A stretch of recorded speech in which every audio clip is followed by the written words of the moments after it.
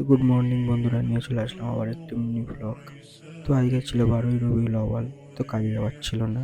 তো সকাল 10টা বাজে। আমার বন্ধু কি বলছে শোনো। ঘুম লাগছে। তো দুপুরে বাড়ি এসে নামাজ টামাজ পড়তে যাবো বলে রেডি হচ্ছিলাম।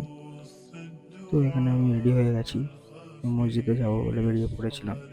মসজিদও ছিল আমাদের পুরো বাড়ির পাশে। তো বেশিক্ষণ টাইম লাগেনি, তারপরে চলে আসছিলাম মসজিদে। এসে কিছুক্ষণ বসে ওস্তাজির বক্তব্য শুনছিলাম। তারপরে নামাজ পড়ে এসে দুপুরে খাওয়া দাওয়া করে মাটা আপেল দিয়েছিল, আপেলটা খেয়ে সন্ধ্যের দিকে বেরিয়ে পড়েছিলাম একটু রাজারহাটের দিকে। রাত্রে 12ই রবিউল আউয়াল ছিল বললাম তোমাদের। তো আজকে রাজারহাটে কাঠগোলায় একটা মিলাদ শরীফের ব্যবস্থা ছিল, তাই ওখানে গেছিলাম।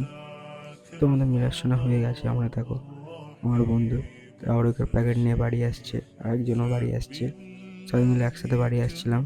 আমার বন্ধু আধেকের মতন কি বলছে দেখো।